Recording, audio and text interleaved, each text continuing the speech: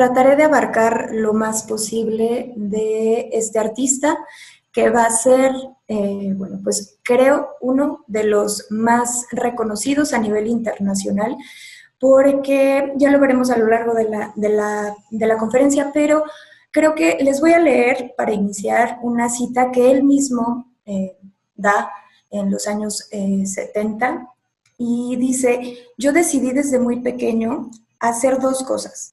Primero, ir lo más pronto posible a la cárcel, y eso lo logró, estuvo 3 meses en ella, y después volverme ligeramente multimillonario. Y ahora mi ambición es ser la de Salvador Dalí. Creo que engloba perfecto lo que vamos a ver y engloba perfecto al personaje y al artista. Es uno de los más icónicos en la esfera del arte en el siglo XX.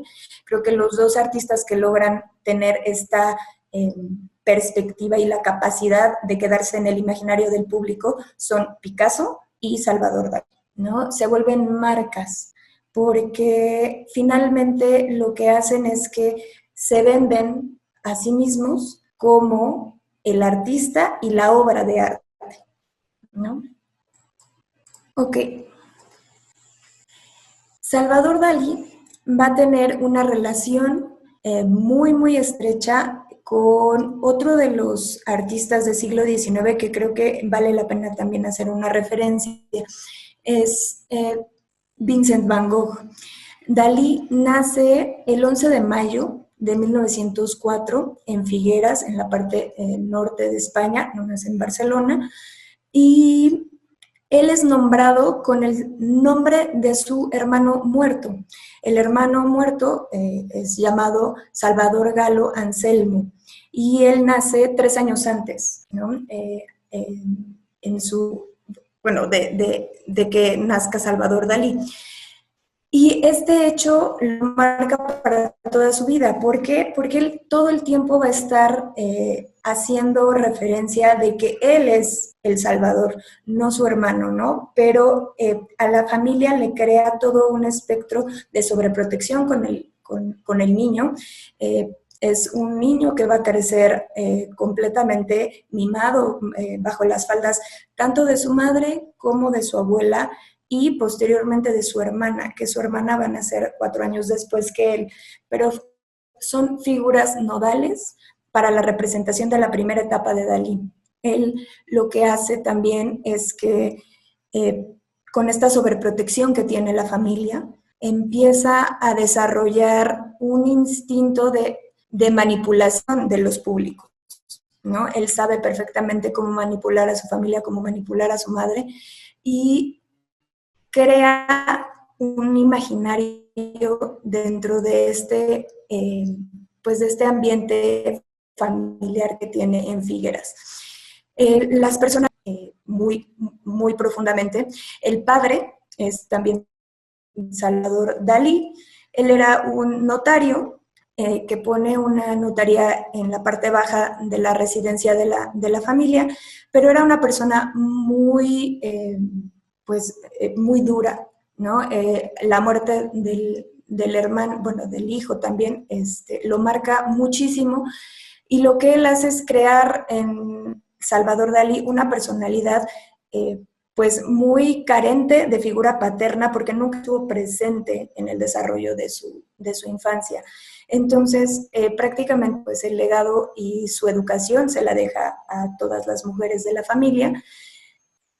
Y tiene Salvador un tío que es médico. Este hecho creo que lo menciono tan puntualmente porque lo va a marcar para desarrollar lo que en la época de surrealismo va a tener, que es el que el padre tiene tanto miedo, porque Dalí es un poco inútil, ¿no? De tanta sobreprotección, no sabe hacer muchas cosas. De hecho, hay referencias en biografías donde dicen que Dalí ni siquiera podía cruzar una calle solo, tenía que estar siempre al lado de la mamá o de la nana, ¿no?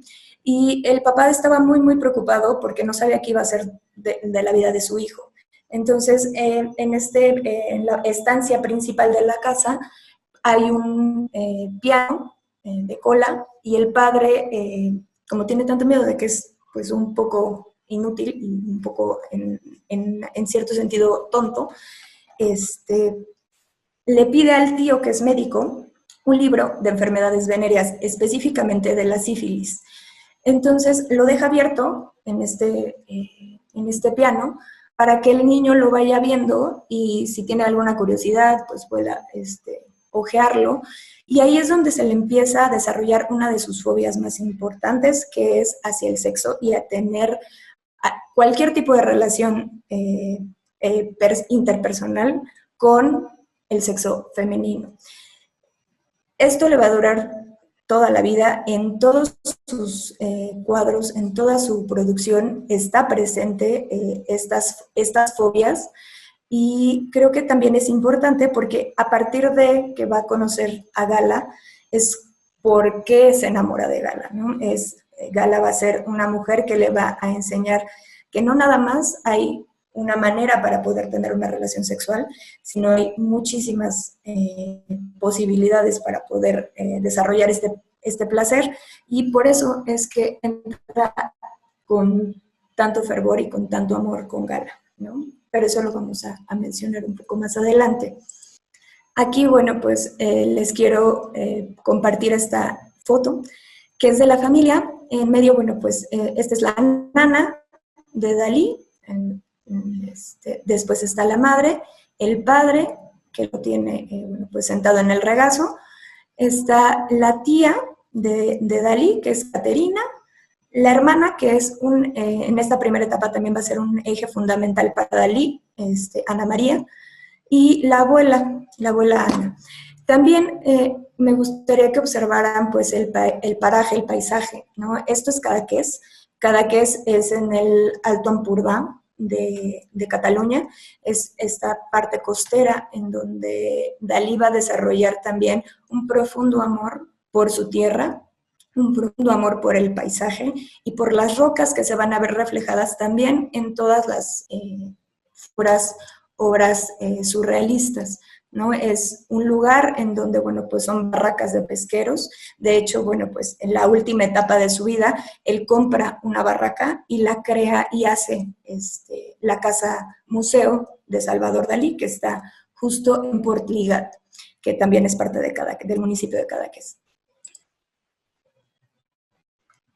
Estas obras se las pongo a lo largo de la presentación, lo van a ver, pero estas son las primeras obras que genera Dalí. Dalí siempre estuvo muy ligado al arte. El padre, al ser notario, bueno, pues tenía muchos contactos con artistas de pequeño y gran nombre de la región de Figueras.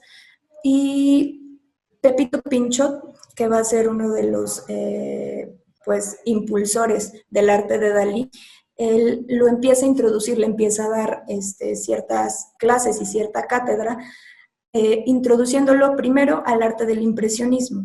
Entonces ustedes van a poder ver con este paisaje en Río que pues tiene a escasos, está cercado entre 1910 y 1914, es muy pequeño Dalí, evidentemente no tiene esta calidad técnica que va a alcanzar al final de su carrera, pero los colores y la manera en cómo mezcla los colores es muy ligado a este estilo impresionista.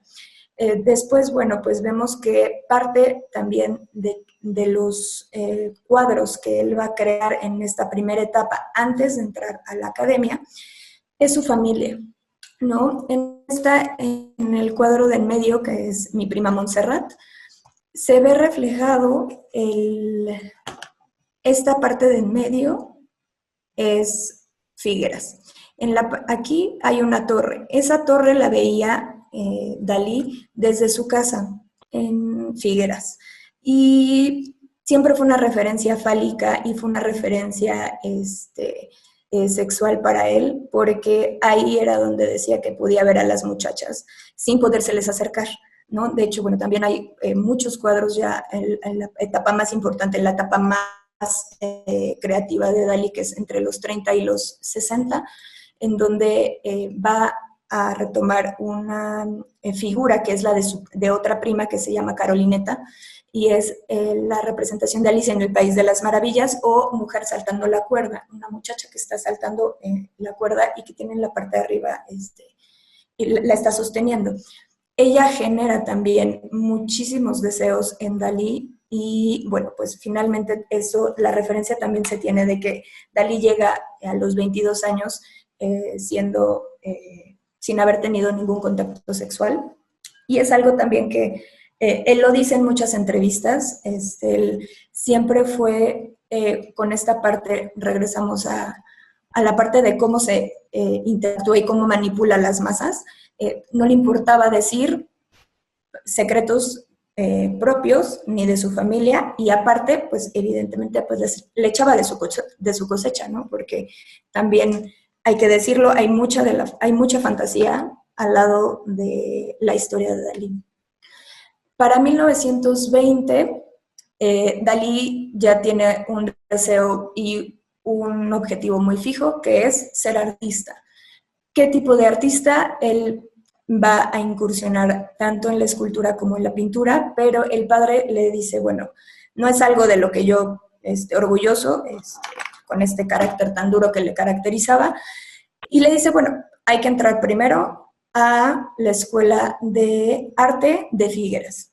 Esta fotografía es justo de ese año, cuando el padre lo obliga prácticamente a tener estudios académicos. Entonces, antes de poder entrar a la Academia de San Fernando en Madrid, tenía que entrar a la Academia de Figueras.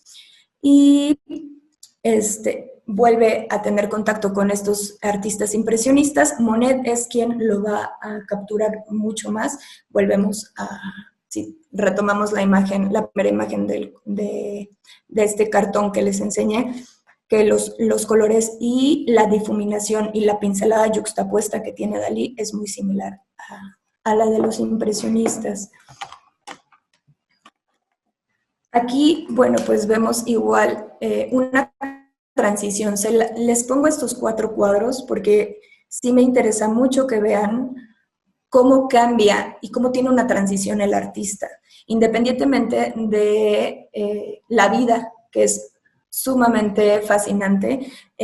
La vida del artista en sí más bien, la vida pictórica, ¿no? La evolución pictórica que tiene Dalí a lo largo del tiempo es impresionante, porque finalmente termina antes, para el autorretrato, que es muy similar a la foto, ¿no? Que vimos anteriormente, se desdibuja, ¿no? Nunca se dibuja Dalí como Dalí, ¿no? Entonces también ahí vemos parte de cómo el proceso de su propia psique empieza a desdibujar la persona y empieza a dibujar al personaje que se convierte.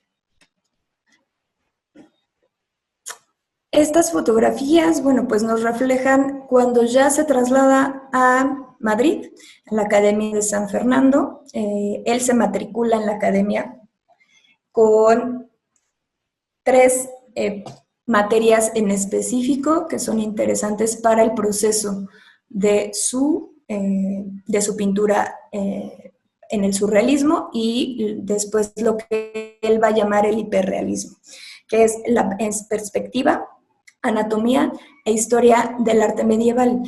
En historia del arte medieval, antes no nada más se veía lo que era el románico, el gótico y el paleocristiano, sino también entran todas estas escuelas del norte. Las escuelas del norte son los flamencos y los alemanes. Flamencos estamos entendiendo que es toda la región de Flandes, que actualmente es Bélgica y Países Bajos, la línea también limítrofe entre Francia y Bélgica. Y estos artistas, por lo que se caracterizan y por lo que son más conocidos, es por que todos sus cuadros van a ser hechos en tabla y son de pequeño formato. También hay de formato monumental, como es el caso del altar de Gante, pero la mayoría de las pinturas que hacen los flamencos son devocionales, son para altares domésticos y para el uso del arte dentro de las casas, entonces no eran formatos muy grandes. y también se les conoce por tener un preciosismo detalle en la figura y en el manejo del paisaje. Esto lo va a retomar Dalí para poder crear la obra durante la academia, y es también importante que nosotros entendamos que a partir de esta época Dalí está muy excluido del resto de los estudiantes porque tiene una personalidad muy rara, ¿no? De hecho, esta es la etapa en donde conoce a Buñuel y a Lorca. Y Buñuel y Lorca dicen es que no nos acercábamos a él porque era sumamente raro. Cuando platicabas con él era muy interesante, pero se vestía como si fuera, o sea, se vestía muy raro, no a la moda que en ese tiempo estaba establecida. Y de hecho, bueno, pues aquí ustedes ven al lado derecho la entrada de las clases, ¿no? Y está fechada del 23 al 24. ¿Por qué está fechada del 23 al 24? Porque lo expulsan 2 veces. La primera, porque pues él no está siguiendo las reglas y no está siguiendo los cánones académicos que están establecidos dentro de las clases de la academia. Y la segunda, pues lo expulsan definitivamente, ¿no? Estas son las piezas que empieza a crear ya dentro de la academia, ¿no? Vemos que está una influencia muy importante del cubismo. De hecho, bueno, pues para Dalí, Picasso va a ser uno de los artistas nodales dentro de esta primera etapa formativa. Posteriormente, bueno, conoce a Picasso en París y va a tener una relación odio con este artista. Les repito, hay mucha fantasía alrededor de la historia de Dalí, pero sabemos que Picasso fue el artista que le dio dinero para poderse trasladar a Estados Unidos la primera vez, ¿no? Entonces, sí, a pesar de que tuvieron muchos roces, a pesar de que, bueno, eran dos grandes artistas, dos grandes personalidades, nunca hubo un odio, ¿no? Como en algunos textos se podría leer. Bueno, conseguí esta fotografía que creo que es interesante verla porque pues es el mismo cuadro y esta es la habitación de Dalí en la residencia de estudiantes. Del otro lado, bueno, pues vemos a Luis Buñuel y estas dos piezas estuvieron expuestas en la Galería Dalmau, que va a ser la galería que va a impulsar el arte de Dalí en esta primera etapa. Para 1924, Dalí ya es expulsado completamente de la academia y lo expulsan porque él dice que no lo pueden examinar. Llega al tribunal, cada año se les hace un examen a todos los estudiantes y él dice, no me puede examinar el tribunal que estaba liderado por Cecilio Pla y dice, el artista que me tocó es Rafael y yo sé mucho más de Rafael que los que están aquí sentados enfrente de mí. Entonces esto, bueno, genera gran repudio de los académicos y de los maestros y deciden expulsarlo definitivamente de la academia. Justo en esta etapa, bueno, pues vemos la creación de una caricatura que se llama Los Putrefactos. En la etapa de la academia, bueno, de la residencia de estudiantes, conoce a Lorca, a Buñuel, pero también a José o Pepín Bello. Entre estos tres personajes que ven aquí en la imagen, van a crear este concepto de los putrefactos, que es un concepto que se aplicaba a todas aquellas personas o cosas que se tenían por inactuales, ¿no? Pasados de moda. Y esto era completamente con una referencia a los estatutos académicos y a las instituciones y a los maestros, ¿no? Esta burla empieza cuando se va García Lorca una Semana Santa cada que es esta famosa, estas famosas vacaciones que también hay un poco de controversia con los dos personajes, que finalmente, al final de su vida, Dalí en una entrevista también hace referencia a que el único y el mejor amigo que tuvo fue García Lorca.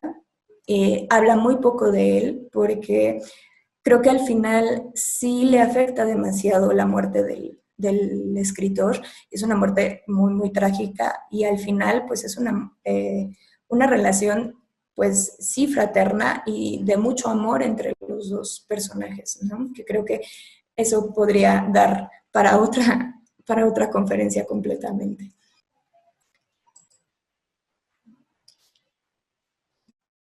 Para 1926 crea esta pieza que se llama Figura Maniquí de Barcelona, porque evidentemente, bueno, pues les comentaba, es expulsado de la academia en Madrid y se traslada a Barcelona. Ahí empieza a tener contacto con ambientes ya de las vanguardias. Las vanguardias artísticas empiezan a partir de 1905 con el fauvismo. Esta primera vanguardia va a marcar la ruptura completamente con la academia. No son cánones que estén siguiendo las líneas, ni los estilos, ni los colores. Las formas cambian, ¿no? Es empezar a crear arte con el sentimiento, ¿no? Entonces, hay tres centros importantes en Europa donde se van a desarrollar todas estas vanguardias. Uno de ellos es Barcelona y todos estos ambientes artísticos empieza a tener ya esta incursión Dalí. Su personalidad evidentemente le ayuda muchísimo porque ella tiene muchísima experiencia en poder ver qué círculos le convienen, porque aparte eso también es importante. Dalí nunca pierde de vista el que tiene que ser famoso y el que tiene que ganar dinero, ¿no? Y esto se va a ver reflejado en la última etapa de su vida. A partir de que viaja a Barcelona, pues lo invitan a París. Ahí en París es donde conoce a Picasso. Y ya en 1925 se empieza a gestar completamente la técnica surrealista e hiperrealista que va a tener Dalí, ¿no? Si recordamos la fotografía de la familia Dalí en Cadaqués, pues ustedes pueden observar que en Venus y Cupido aquí se observa parte de las caletas, ¿no? De todo este paisaje mediterráneo de Lampurda.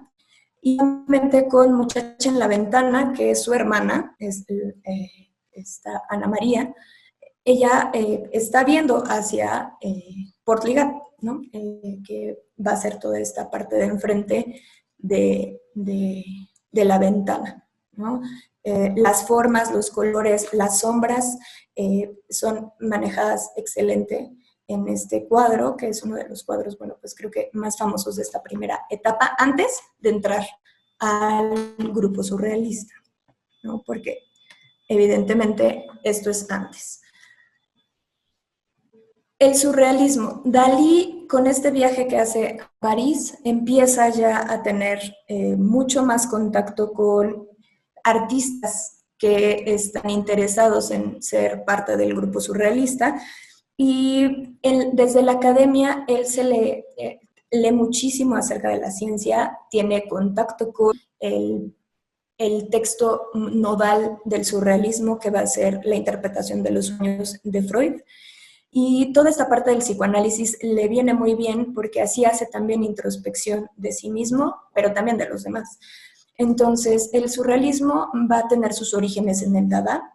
El dadaísmo es otra de las vanguardias que crean para estar en contra de los regímenes. Es importante no perder de vista los contextos históricos. Durante esta primera etapa estamos viviendo las guerras, ¿no? La Gran Guerra, que fue la Primera Guerra Mundial, y posteriormente vamos a vivir la Segunda. Entonces, para la Gran Guerra, muchos artistas son llamados a luchar al campo de batalla. Esto los marca muchísimo porque entonces se dan cuenta de la realidad a la que están yendo a estos campos de batalla y que al final, pues, muchos terminan siendo relegados porque el gobierno no les son propaganda política buena, ¿no? Porque están criticándolos. Entonces, ahí es cuando empiezan a romper con estos cánones también establecidos en la parte política, no solo en la académica, no solo en la parte artística, sino que también hay un cambio de mentalidad y la sociedad va evolucionando conforme van desarrollando estos conflictos bélicos. Muchos de estos artistas nacen en el siglo XIX, pero no les toca vivir la guerra del XIX, que es la guerra franco-prusiana, a diferencia de, por ejemplo, Auguste Rodin. Rodin vive la guerra franco-prusiana y también Rodin sabemos que es el artista que rompe completamente y es el que inicia el arte moderno, ¿no? ¿Por qué? Porque vive una guerra. Aquí muchos de estos artistas viven la primera y entonces es ese cambio. El surrealismo inicia en 1924 con el primer manifiesto surrealista que crea André Breton. Breton conoce a Dalí en París y ahí es donde va a estar muy interesado en este muchacho que tiene un concepto del arte y de los sueños muy interesante. Empieza Dalí a crear estas imágenes superpuestas dentro de su imaginación y las empieza a plasmar. Empieza también a crear el manifiesto Groc, que es el manifiesto amarillo, es en donde está haciéndole una oda a Breton. Prácticamente dice que la inconsciencia es realmente la realidad del arte. Hay dos vertientes del surrealismo. La que es el realismo formal, Dalí forma parte de él, que es una alusión de la realidad de los objetos, ¿no? Y la otra es la abstracción, que vamos a ver en esta parte donde se deforma completamente el objeto, las bioformas, como lo llaman los propios surrealistas, y en esta vertiente, bueno, pues vamos a encontrar a Jean Arp, a Jean Miro o a Yves Tanguy. Después de que conoce a Dalí a Breton en París, lo invita a un fin de semana en Cadaqués, porque bueno, de lo que más está orgulloso Dalí durante toda su vida es de Cadaqués, de Portligat, del Alta Empordà y sí de sus raíces pues catalanas, ¿no? Los invita y entonces en 1929 llega toda la comitiva surrealista a Cadaqués y ahí es donde, bueno, pues va a conocer a Gala. Gala se va a convertir en la musa, se va a convertir en la inspiración de Dalí y a partir de 1929 nunca se separan. Ya había conocido en París, bueno, en París conoció a Paul Eluard y Paul Eluard era el esposo de Gala, ¿no? Esta mujer que va a tener un origen ruso, ya está muy, muy metida en todos los círculos de la vanguardia francesa, específicamente pues del surrealismo, porque se casa con Paul Eluard, que Paul Eluard va a ser uno de los grandes poetas del surrealismo. Y hay una anécdota que cuenta mucho Dalí, que es pues que cuando conoce a Gala la conoce por medio de una fotografía que tiene Paul Eluard en su billetera, en su cartera, y esta fotografía era de Gala desnuda. A él le molesta muchísimo esta acción de Eluard de por qué trae a Gala desnuda en su billetera, pero le genera muchísima curiosidad la mujer, ¿no? Entonces, en 1929, cuando la conoce ya físicamente, queda completamente admirado de Gala. Creo que no, físicamente a lo mejor pues no puede ser una mujer con una belleza extraordinaria o los cánones de belleza que nosotros o que actualmente se pudieran establecer, pero Gala tenía unas enormes ganas de disfrutar la vida, ¿no? Y Dalí no. Dalí es un ser completamente retraído. Dalí era un ser que no convivía más que con su propio círculo cercano. Su familia sigue siendo un ancla muy importante en esta etapa. Y ahí es cuando va Dalí a romper con su padre y se le abre un mundo de posibilidades a Dalí a partir de que conoce a Gala.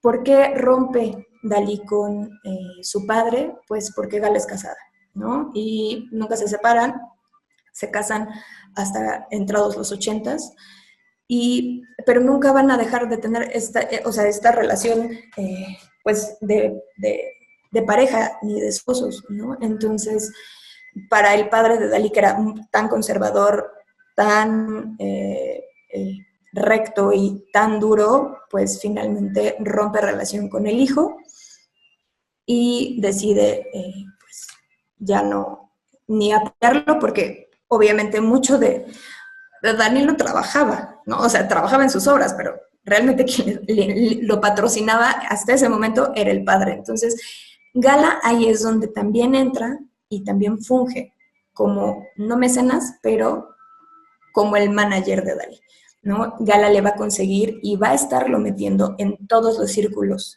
de arte que conocen, en todas las exposiciones, empieza ella a fungir también como vendedora de su obra, y es por esto gran parte de que no se puede entender a Salvador Dalí sin Gala, ¿no? Entonces es una mujer que lo va a impulsar en todos los aspectos y se vuelve completamente su musa, ¿no?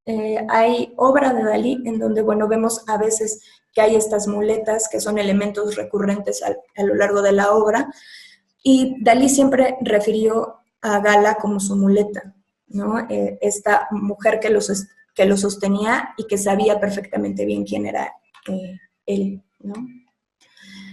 A partir de que ya es parte del grupo surrealista en 1929, pues Dalí empieza a incursionar en que, bueno, pues gracias a todos estos avances tecnológicos, pues va a ser el cine. Se trasladan a París y en París va a filmar con Luis Buñuel El perro andaluz. El perro andaluz para el cine surrealista es la vertiente y es la puerta para poder crear muchas más obras de cine surrealista.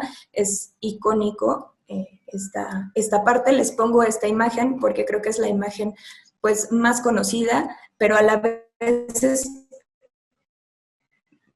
muy perturbadora, porque para la creación de esta escena fue completamente diseñada por Dalí. En algunos textos también se lee que, bueno, que tuvo mucha influencia de Buñuel, pero realmente para Dalí son completamente pues estas ventanas del mundo, ¿no? Todo el guión está escrito por Dalí, y para crear esta escena lo que hacen es traer a un burro, y entonces cuando cortan el ojo de la mujer, del personaje, realmente lo que se filma, bueno, pues es que le cortan el ojo a un burro que ya está muerto, ¿no? De ahí también se deriva otra escena en donde el burro está putrefacto, y esta putrefacción también va a ser una de las fobias de Dalí. Ya tenemos dos fobias, la de la sífilis, el contacto sexual, tenemos la fobia a la putrefacción, por eso también está retomando este concepto que en la academia había realizado con con Lorca y con Pepín Bello, de los putrefactos, de lo que está echado a perder, y le tiene una gran fobia a las hormigas. Estas son piezas que ya son desarrolladas dentro del círculo surrealista. El gran masturbador, eh, y la profanación de la hostia, creo que son completamente radicales, van en contra del conservadurismo del momento, y por eso les gustan tanto a los surrealistas. La obra de la izquierda, bueno, vemos en la parte de abajo que hay un personaje, es un hombre, y Dalí dice que esta obra en específico, está mal el nombre de la obra, ese no es el gran masturbador, eh, se los corrijo. Bueno, en la parte de abajo este hombre tiene los pantaloncillos cagados, ¿no? Y esta imagen le perturba muchísimo a Breton. Y ahí es cuando Dalí se da cuenta que Breton es no tan surrealista como dice, ¿no? Porque finalmente el surrealismo lo que quería era mostrar y crear en el espectador este tipo de sensaciones. La reminiscencia arqueológica del Ángelus de Millet, que es la que tenemos a mano derecha, el paisaje creo que es uno de los mejores tratados por Dalí en esta época. Combina perfecto los tonos, los azules, y volvemos a ver cómo el paisaje de Cadaqués y del Altampurdá siempre está presente, ¿no?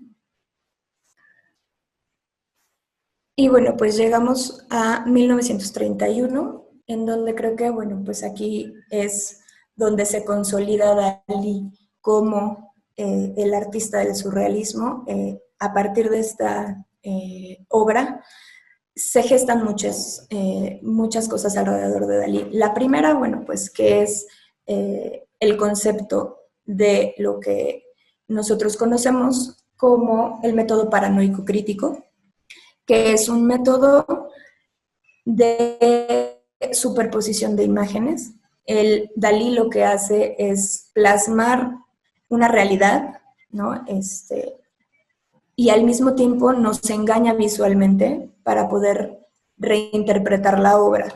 Aquí vemos elementos que se van a ver en todas las obras y más en la escultura de la última etapa de Dalí, que son las muletas o el árbol, los relojes blandos, las hormigas, que son fobia para Dalí, y vemos a esta imagen, este rostro, sobre esta figura, que esta figura va a ser una roca muy importante en Cap de Creus, que también va a ser otra de las playas, otra parte de la costa de Cadaqués.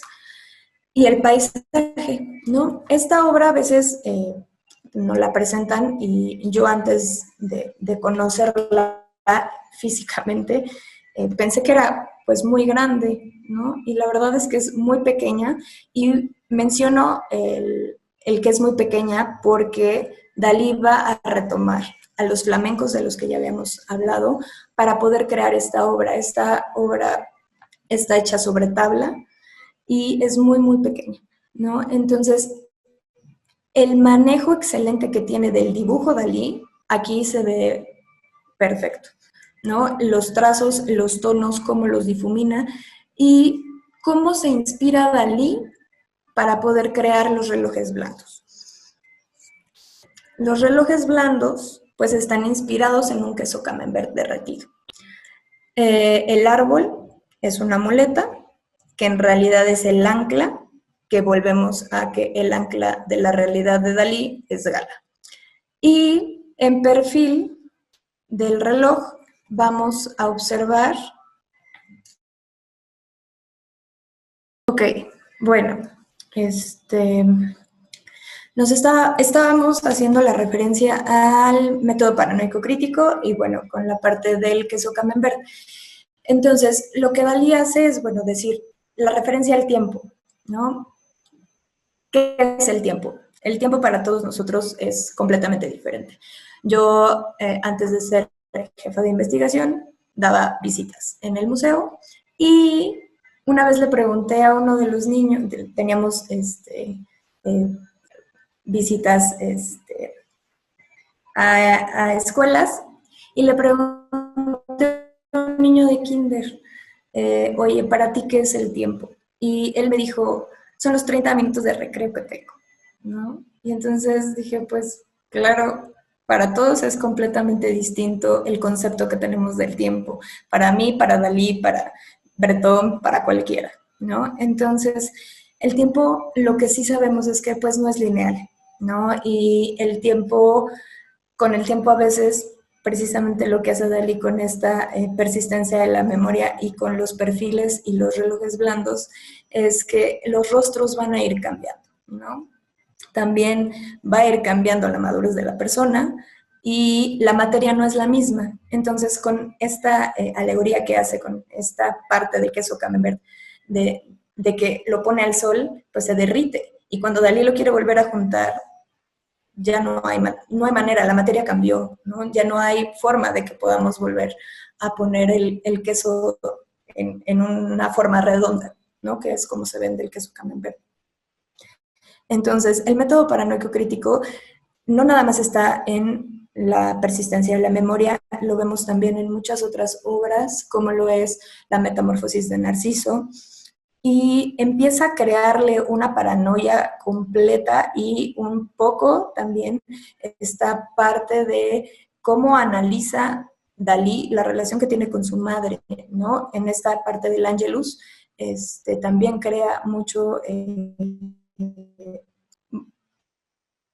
muchas referencias a todas sus fobias que tiene, ¿no? Las mangostas, que son estos como grillos grandotes que vuelan, él las pone siempre haciendo referencia a que el Angelus de Millet es una madre que se quiere comer a su hijo, ¿no? Entonces, de hecho, es uno de los textos también nodales de Dalí. Dalí no nada más va, eso es importante señalarlo, que no nada más va a tener incursiones en el cine, en la pintura, en la escultura, sino que también va a escribir, va a ser un literato pues muy prolífico, ¿no?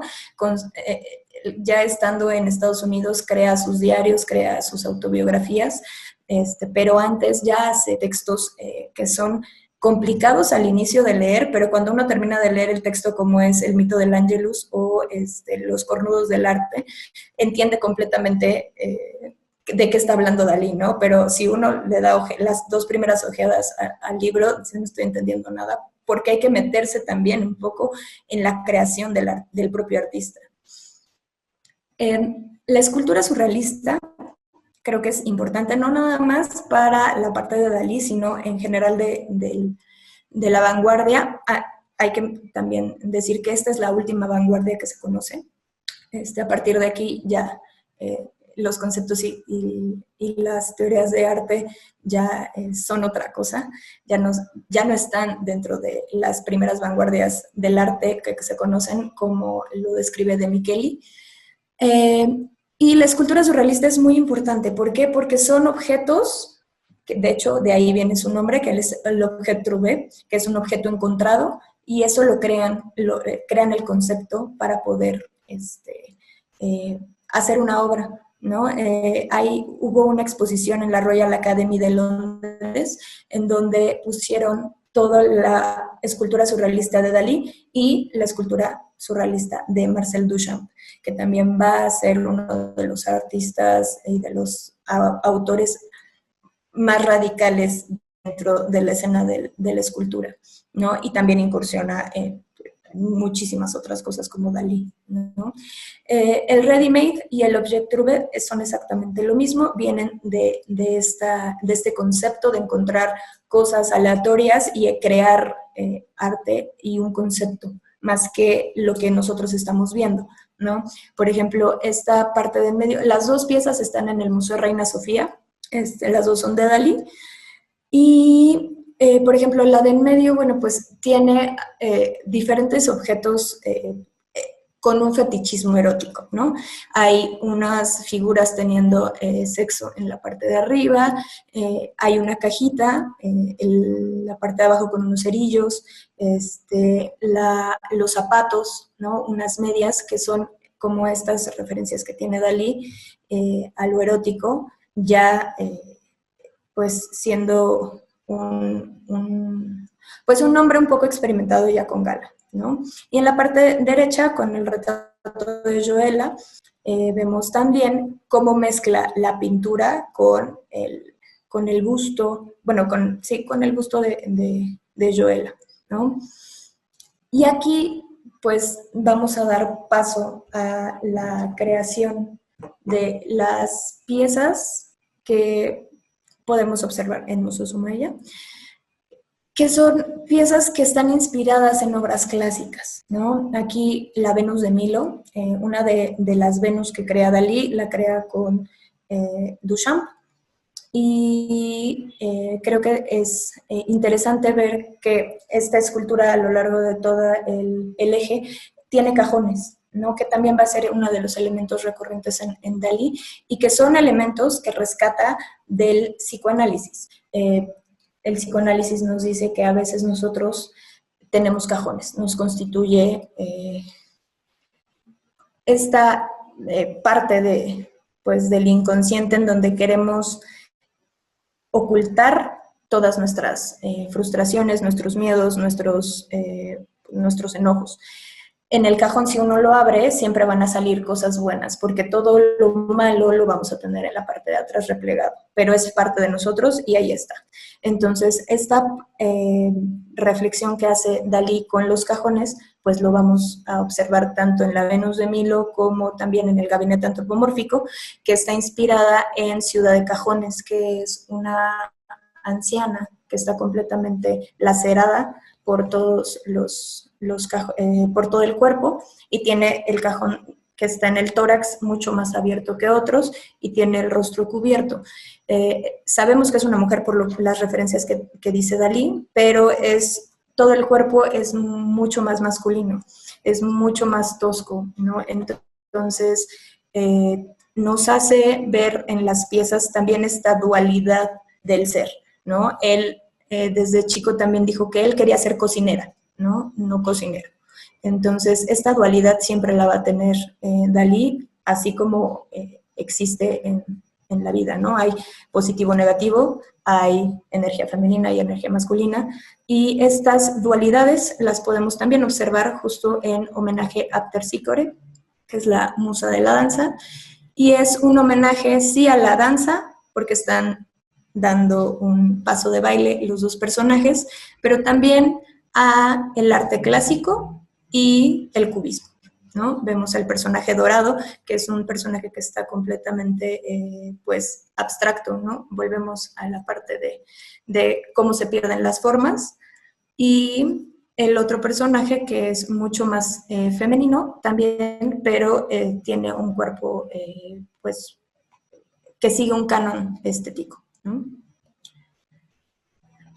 ¿Qué va a pasar con Dalí en Estados Unidos? Bueno, la persistencia de la memoria la van a exhibir en París y un galerista y coleccionista estadounidense llamado William Levy es quien va a comprar la obra y la va a trasladar a Estados Unidos, específicamente a la ciudad de Nueva York.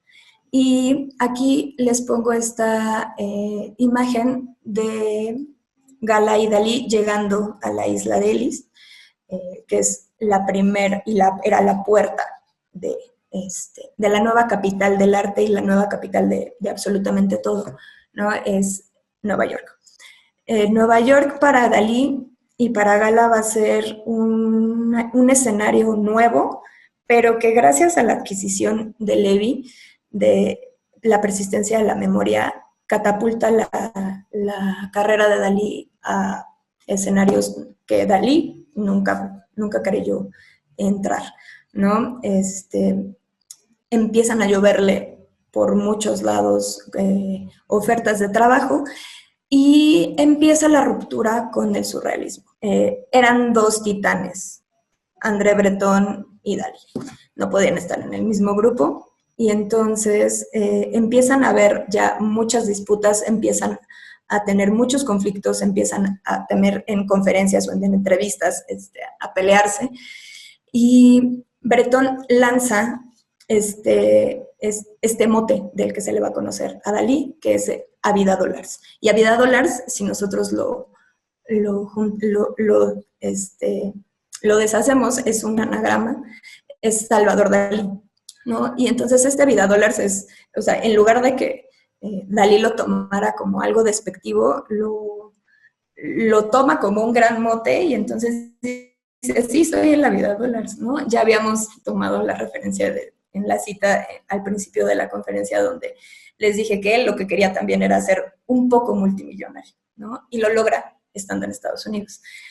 Dalí empieza ya a gestarse como este personaje excéntrico en donde ya no le importa caer en lo ridículo, porque finalmente es ya el personaje, él ya se sabe como un artista consagrado, como un artista de vanguardia, un artista que está siendo solicitado con los nuevos mecenas en Estados Unidos, que está, todo su arte y toda esta locura fascina a los estadounidenses. Y él crea muchísimas cosas dentro de Nueva York. Se, se, se hospedaba en el Hotel Ritz, sí, ya le tenían la suite, y la gente del Ritz dice que ya tenía todo la suite siempre llena de cuadros, llena de gente, todo el mundo quería estar al lado de Dalí, y empieza a tener muchísimas compañías, pues no nada más del arte, ¿no? Sino también de la moda, del cine o de la fotografía. El caso va a ser, bueno, pues de Alfred Hitchcock, que lo va a mandar llamar para que pueda hacer la escenografía de Spellbound, que en español es Recuerda.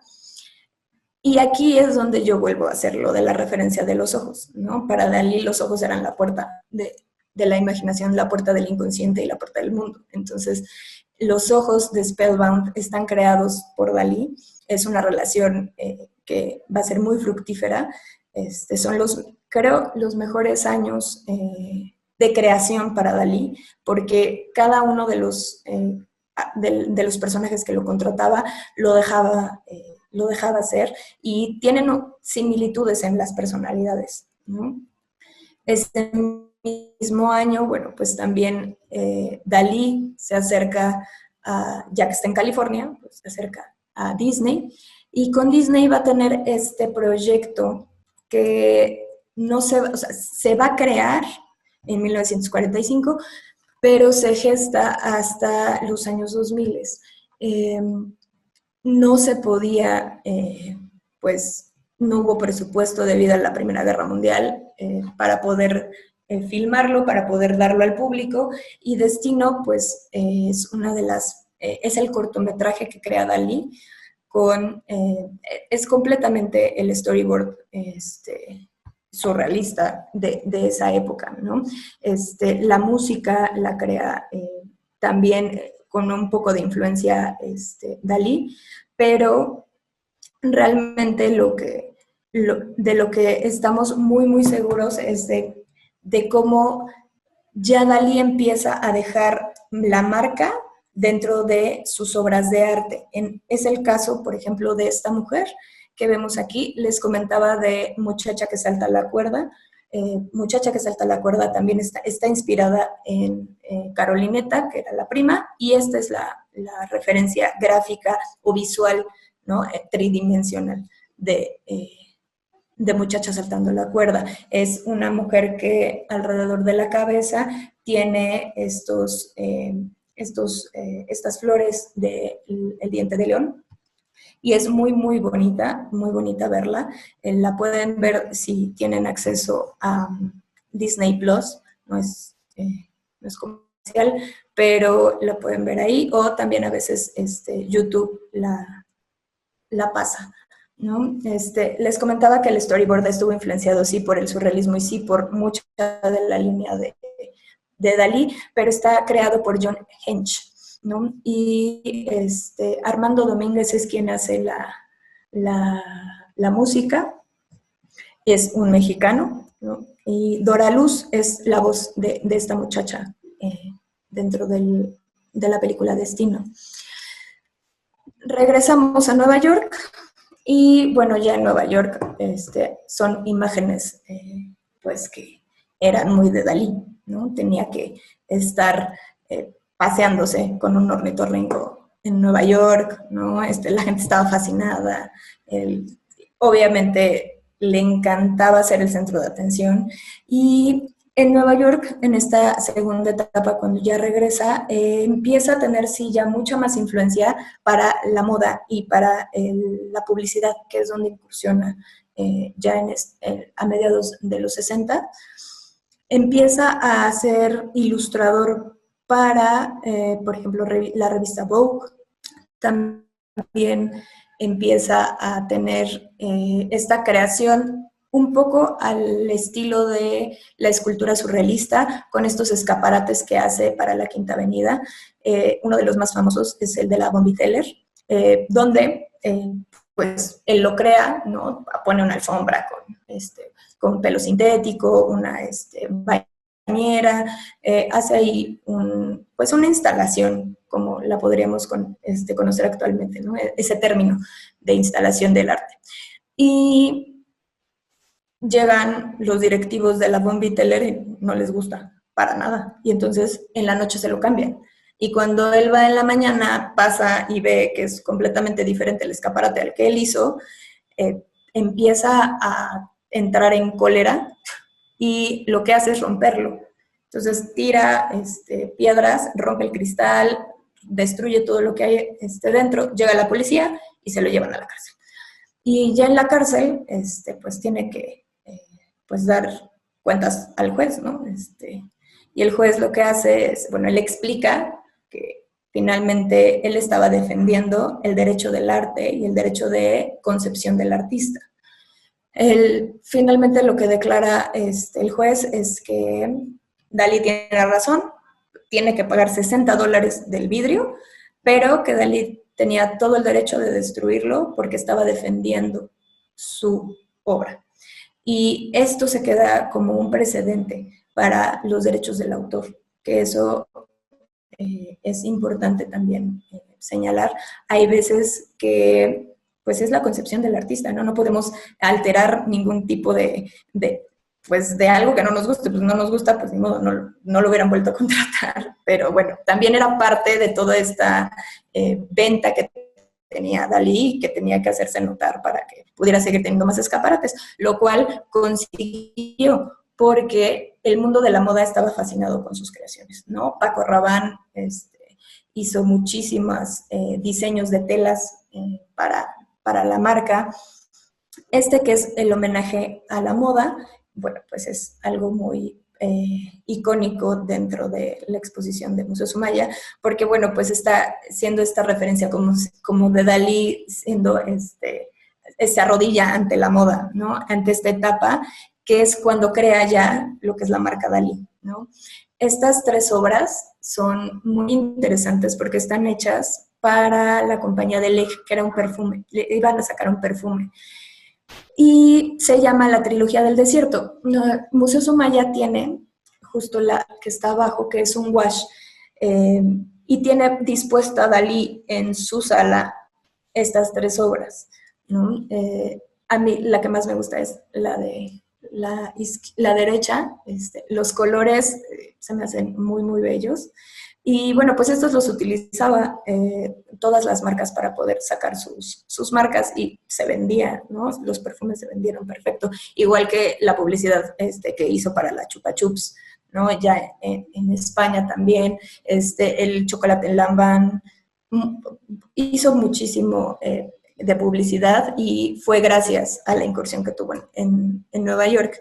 Esta cita, de hecho no la tenía en la mañana, se las puse, porque creo que me gustó muchísimo ver la fotografía de Dalí con Chanel, porque son 2 de los referentes, ¿no? Uno para el arte y otro para la moda de la mujer, la moda a partir de la Segunda Guerra Mundial. Creo que se trastoca por Coco Chanel, y no nada más trabajó en en moda con Chanel, sino también hizo joyería para Elsa Schiaparelli, Helena Rubinstein, estuvo incursionando también con una de sus grandes mecenas, que fue una gran amiga, que era Mafalda Davis. Mafalda Davis le dice que por favor ya le haga una escultura surrealista. Ya no hacía piezas como las que vimos anteriormente. Entonces, lo que le dice Dalí a Mafalda es que, pues sí le va a hacer algo. Entonces, que le traiga el plato más grande que hay en Nueva York. Y entonces Mafalda le lleva este plato y haciendo una intervención con pinturas que tenía con estos tubos de óleo dentro del taller que había instalado en el San Regis, le crea esta pieza que es la Venus de muletas. Y bueno, pues vemos cómo las muletas están sosteniendo a esta Venus, y las mariposas que crea también son recortes, no están dibujadas, son recortes de Dalí, pero la pieza que ustedes ven en medio es La Fuente, que es muy famosa, de este artista romántico, de Ingres, ¿no? Entonces, cómo mezcla el arte clásico nuevamente con piezas de creación propia, ¿no? Otra de las características más importantes dentro de la producción de Dalí es la incursión en la fotografía. Philip Halsman, la mayoría de las fotografías de Dalí, donde está posando con estos grandes bigotes, haciendo referencia a uno de sus más importantes artistas, o más de los artistas que más lo influenciaron, es Velázquez, ¿no? Son de Philip Halsman. Y si alcanzan a ver en la parte de en medio, se ven estos hilos, ¿no? Esos los ponía Dalí para poder crear la imagen, que, como si estuvieran suspendidas, ¿no? Aquí también vemos unos hilos en la imagen derecha de cómo están estas personas colgadas, cómo tenía la concepción Dalí del tiempo y el espacio, ¿no? Y cómo se podía alterar y cómo capturaba la fotografía estos momentos. Los libros que más demanda tuvieron en esta etapa, pues fue La vida secreta de Salvador Dalí y Los 50 secretos mágicos para pintar. Son libros que son referentes para poder entender qué es el concepto daliniano ya en esta etapa de madurez artística. La vida secreta y Diario de un genio, pues es una autobiografía, y ahí es donde, bueno, pues hay mucha fantasía por parte de Dalí. Volvemos a lo mismo, él lo que quería era venderse, y en algunas ocasiones, pues también Gala fungía como interlocutora, ¿no? Entonces le daba ideas, debes de escribir esto. La manera en cómo manejaba Gala Dalí a veces se puede interpretar como un poco manipuladora, ¿no? Yo creo que era una simbiosis aceptada por los dos. No había ninguna manipulación, simplemente a los dos les convenía tener la atención mediática, porque Dalí ya maneja perfecto todos estos conceptos y todas estas figuras alrededor de su persona, ¿no? Entonces, los medios de comunicación van a ser imprescindibles para que Dalí tenga el éxito que tuvo. Dalí siempre va a desear regresar a Portligat, regresar a Cadaqués. Después, ya en el término de la Segunda Guerra Mundial, se queda durante mucho, mucho tiempo Dalí en Estados Unidos, pero decide a finales de los 70 regresarse a España. Y en España, bueno, pues va a tener que contraer matrimonio ya con Gala. Su padre ya había muerto 2 años antes, y empieza la creación del Teatro Dalí, ¿no? El que está en Figueres. Él quiere tener toda esta concepción, ya que conocía a Disney, conoció Disneylandia y dijo, ¿por qué no tener? Disney tiene Disneylandia, yo puedo tener Dalilandia, ¿no? Entonces, la creación de este teatro museo también es muestra de la última etapa y justo de lo que Dalí llama como hiperrealismo.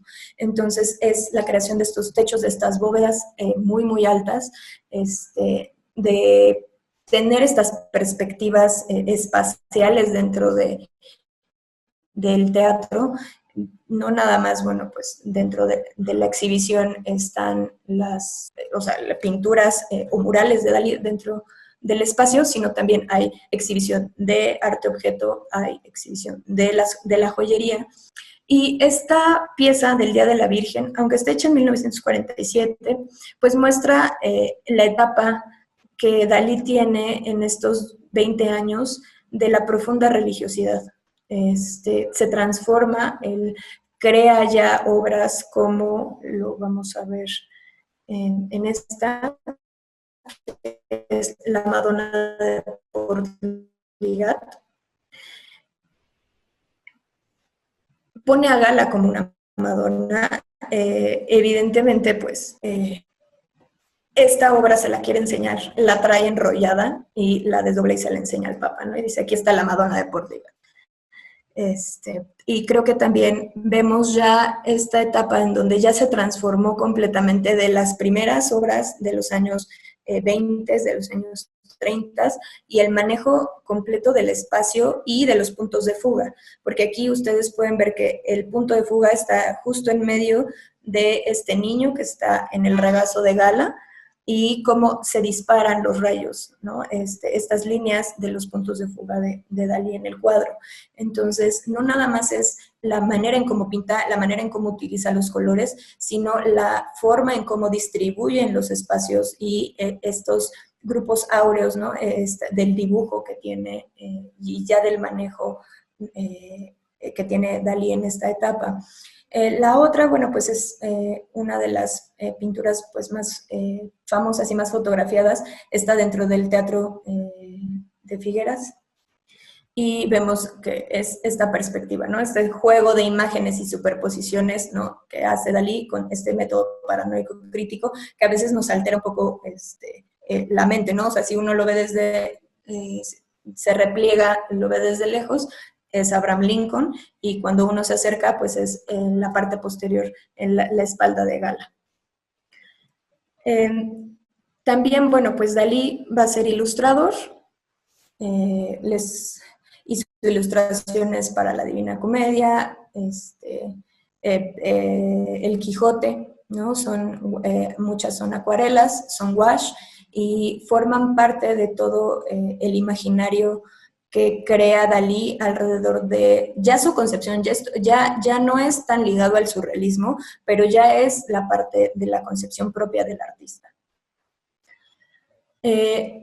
Las producciones en serie, pues es algo que es muy controvertido. Dalí firmaba en la última etapa muchos papeles en blanco, porque pues así le gustaba. Lo que él quería era dinero, ¿no? Eso sí, hay que dejarlo muy claro. Él quería vender obra, entonces hay mucha controversia sobre la obra que está reconocida y la obra que no. Pero bueno, pues para eso hay comités y hay muchas instituciones que nos dicen y nos avalan la obra de arte. Y en el caso de la escultura, Dalí en la última etapa se le diagnostica Parkinson, y él ya no puede pintar de la manera en que pintaba, ¿no? Entonces, una de las piezas, bueno, de la vertiente en la que se va a enfocar más en los últimos años, que son los 70s y los 80s, es la escultura en cera. Él moldeaba, le daba la forma para poderlo crear en un molde, y entonces hacer la parte de las esculturas monumentales o las esculturas de muy pequeño formato. Gala muere en la casa de Portligat, y a partir de ese momento Dalí viene un declive terrible, ya con el Parkinson muy avanzado. Le cede los derechos y le cede la creación de los moldes a Benimiano Levi, que es completamente diferente al mecenas que vimos en Nueva York. Él tiene una fundidora en Italia, y es quien hace la producción de estas piezas, ¿no? Estas son, bueno, San Jorge y el Dragón, Lady Godiva, la Gabinete Antropomórfico, que les mencionaba que está inspirado en en Ciudad de Palacios, también la parte de abajo, que es Perfil del Tiempo, y Alicia en el País de las Maravillas, que hace alusión a Carolineta, y Muchacha saltando una cuerda. Y vemos, bueno, pues la muleta que también va a estar presente, los elementos que son recurrentes para Dalí en esta última etapa.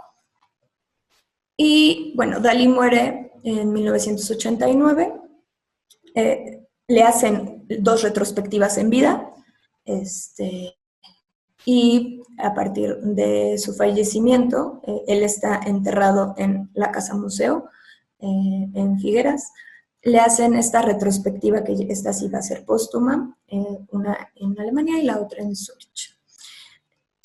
Y bueno, pues creo que con esto se podría englobar y cerrar la carrera de Dalí. Cierro con esta imagen, porque en esta imagen vemos al artista con su método de creación, que es la pintura, está la paleta, y en la parte de atrás vemos escultura surrealista, y vemos una obra en la parte en la esquina izquierda. Y bueno, sé que para Dalí podríamos tener horas y horas, y hay muchísima información del artista. Si quieren también alguna bibliografía que les pase, el museo tiene una publicación en enero del 2018 de la revista mensual, está dedicada a Dalí, se puede descargar, es de manera gratuita.